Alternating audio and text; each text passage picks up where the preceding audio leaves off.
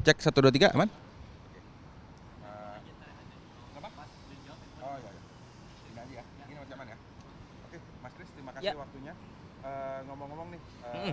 sejak kapan Mas Kris nih suka nonton MotoGP dan kenapa suka MotoGP atau mungkin ingin momennya ada apa gitu? Aduh, udah lama juga sih sebenarnya ya. Faktor waktu dulu sih pasti namanya Valentino Rossi ya. Saingan 90-an lah itu, saingan-saingannya kan luar biasa. 90 2000 tuh terutama itu selalu ada unsur-unsur entertainment gitu. Kayak drama-dramanya. Jadi bukan cuma seru di lintasan, tapi itu juga faktor Rossi itu bikin persaingan-persaingannya tuh banyak kan, ada beberapa periode pesaing-pesaing dia. Itu jadi seru di luar lintasan juga, rame. Sosoknya magnet banget sih Rossi itu. Jadi Buat faktor umur saya ya. Jadi di momen itu memang Rossi itu benar-benar magnet orang yang nggak nonton MotoGP jadi pengen nonton. Betul, betul. Oke. Nah, kita ngomong tentang MotoGP musim-musim ini. Ya. Di Hungaria kemarin Marc Marquez tuh menang 7 balapan beruntun. Dia bisa menang 8 kali beruntun kalau dia menang di Catalunya Katalunya berikutnya ya. akhir pekan ini. Iya. Nah, kira-kira gimana peluangnya dia di Catalunya tuh menang? Apakah dia bisa 8 kali beruntun atau yang berat nanti-nanti aja gitu? Iya. Eh kalau ngelihat Marc Marquez musim ini gila banget sih. Gila banget di factory Ducati itu gila banget. Bener tadi udah 7 kali beruntun menang terus dan bahkan dia nggak perlu ada di start terdepan, nggak perlu pole. Baris terdepan pun nggak bisa menang gitu. Itu luar biasa banget. Tapi ya kalau nggak salah itu terakhir kali dia menang di Catalunya tuh 2019 atau 2020 saya lupa. Ya challenge juga nih buat dia nih. Gimana nih sebetulnya dengan dominasinya sekarang bisa menang lagi nggak nih di Catalunya gitu kan. Kalau ngelihat eh, aksinya musim ini sih ya gede banget sih peluang menangnya. Oke. Nah, kita tahu nih Marquez memang dominan musim ini ya. Bahkan sekarang muncul pembahasan kapan dan di mana dia akan menyegel gelar juara. Karena sejauh ini udah unggul 175 poin dari Ya. peringkat kedua. Alex Marquez kurang lebih butuh kira-kira 70 poin lagi, atau 75 poin lagi buat dia juara gitu. Kalau menurut Mas Kris, apakah Marquez ini nanti milih-milih tempat gitu ya? Bakalan juara di mana ya? Apa di Misano, apakah di Motegi atau nanti dia di Mandalika, fans tuh banyak di Indonesia. Kalau menurut Mas Kris sendiri gimana? Kalau ngelihat hubungan Marc Marquez dengan Valentino Rossi, seru juga kayaknya sih kalau menangnya di Misano ya. Wah, World Champion di Misano gitu. Tuh nggak tahu tuh kayak apa tuh ntar di sana. Tapi saya pribadi sih sukanya Mandalika sih. Kayaknya seru gitu ada juara dunia lahir di Mandalika. Seru sih kayaknya. Jadi bakalan apa namanya? Ada sejarah ya. Betul, betul. Bakalan ada sejarah yang Indonesia jadi tempat selebrasi juara dunia gitu. Kayaknya juga mungkin ya Marc Marquez tuh punya ambisi tersendiri kali ya ngelihat track record dia di Mandalika. Kayaknya asik juga nih gue menang kalau di sini juara dunia, cakep juga nih. Mungkin gitu ya. Banyak juga dia kan fansnya di Indonesia kan Marc Marquez. Nah, kalau bisa ngomong langsung sama Marc Marquez, kira-kira apa yang Mas Kris mau katakan? Silahkan Kang. Eh tetap apa ya? Tetap seru-seruan sih, Bro. Juara dunia di Mandalika aja ya. Nah, ini masih dari garasi Ducati nih. Kita lihat juara dunia 2022-2023 nih Peko. Apa ya? Kita bilang struggling lah ya. Ya. Bisa dibilang struggling. Bahkan 3 balapan terakhir dia podium aja enggak gitu. Terus itu kan 180 derajat banget sama Marc Marquez yang on fire banget gitu. Bahkan 7 balapan terakhir menang sapu bersih Ya. gitu. Nah, kira-kira sebenarnya apa sih yang terjadi dengan Peko? Kok dia se-struggling itu padahal motor Peko sama motor Marquez kan sama. Mungkin pertama ya karena dia dibandingkannya dengan Marc Marquez yang kebetulan langsung nyetel banget, langsung gila-gilaan.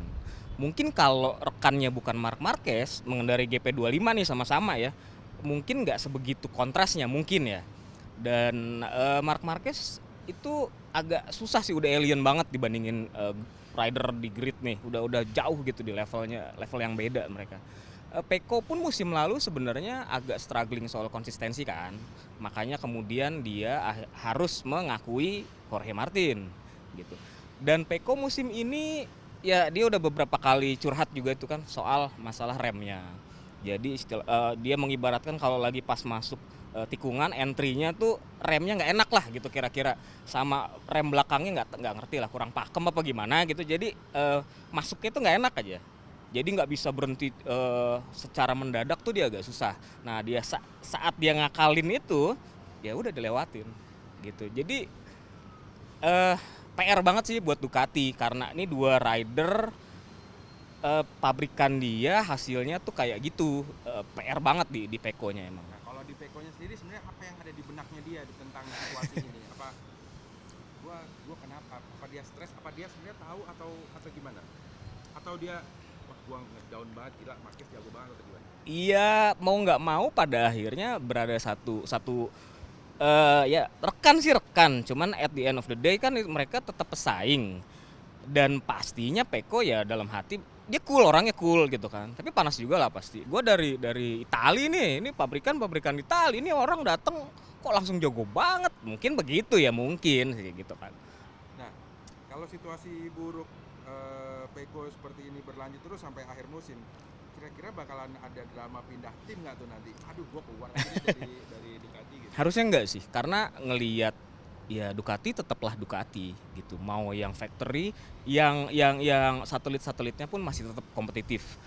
Enggak, bukan pilihan lah kalau dia kemudian mikir aku harus pindah tim untuk bisa lebih oke, karena belum tentu juga tim lain punya sokongan yang sama seperti yang didapatkan saat ini di Ducati. Nah, jadi apa yang harus dilakukan Ducati dan Peko agar mereka bisa kembali berjaya? Aduh, susah juga ya. Ya ini beberapa kali dari Ducati sih memang mereka mengakui ada masalah di motornya Peko, belum ketemu gitu kan. Itu soal rem itu apa gimana, kampasnya juga apa kali nggak tahu ya gitu. Dan sejauh ini sih mereka masih terus mengusahakan. Nah, nggak ngerti lah itu soal teknis ya. Mungkin di luar non teknis banyak-banyak doa mungkin ya. Soalnya makin kontras gitu nanti kan kemudian. Kasihan Pekonya juga sih. Oke. Nah, kita bergeser ke tim lain ya. Ya. Setelah melewati serangkaian musibah dan drama, Jorge Martin ini akhirnya finish peringkat 4 di Hungaria kemarin. Ya. Dia sampai nangis dan bahkan dia bilang Martin Nator is back gitu, saking emosionalnya gitu. Nah, kalau menurut terlepas dari back atau nggak back ya, ini kira-kira Martin tuh sebenarnya kemarin sempat ngomong gue mau keluar dan sekarang dia bilang Martin Nator is back, ada rasa malu nggak sih dia dengan kondisi yang sekarang terjadi gitu? Ya itu mungkin caranya dia menegaskan bahwa apapun yang terjadi di masa lalu, drama-drama mau pindah ganti pabrikan, ganti motor biar kompetitif lagi segala macam, ya gue tetap di sini. Dan ya ini gue akan berusaha semaksimal mungkin. Caranya dia itu, makanya Martinator is back, mungkin ngomong gitu ya kan, menegaskan totalitas nih gue. Dan sebenarnya apa ya, ini musim pembuktian sebenarnya buat dia. Jadi apa ya, setelah kemarin juara dunia, biasa kan gimana cara lu mempertahankan gelar juara dunia, ini jauh di luar ekspektasi dia pastinya. Makanya sedemikian apa dia penuh luapan emosi gitu kan. Ya apesnya adalah Marc Marquez sih di Ducati. Itu sebuah entitas yang ada di level berbeda sih musim ini ya. Sorry, tapi kalau Martinnya sendiri sebenarnya apakah dia cuek aja gitu dengan apa yang terjadi kemarin? Maksudnya yang udah gua lupain, atau dia gua ada perasaan menyesal atau perasaan malu, ya tapi bodoh gua cuek aja, atau gimana dia sebenarnya? Orangnya kalau dilihat dari karakternya ada aku nggak malu, gua emang ya udah kemarin gua begitu sekarang, atau gimana? Mungkin ada, cuman ya balik lagi, ya udahlah, cuek aja lah, yang penting gue udah mulai ini lagi nih, kelihatan oke lagi nih, makanya negesin tuh dia kan, Martinator is back. Nah, andai nggak cedera, Hamilton balapan sejak race pertama, kira-kira posisi berapa Martin sekarang? 5. Posisi 5. 5. Di bawah nggak jauh beda sih sama yang sekarang. Sorry, di bawah ya siapa aja berarti? Mark, Alex, Peko mungkin ya tiga besar itu nggak jauh beda sih. Sisanya mungkin antara Bezzecchi atau Acosta, Marini itu juga sama-sama oke sih. Jadi Aprilia kalau mamanya nggak ada kecelakaan, dia bisa bersaing sama Ducati. Ya sebenarnya, KTM, Aprilia itu udah nunjukin, daya saing yang oke sih sebenarnya.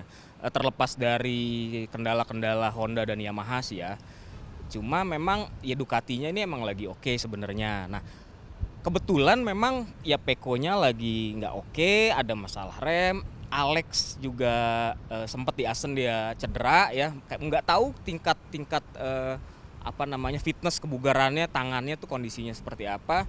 Cuman udah mulai nih bergulat dengan konsistensi juga si Alex gitu.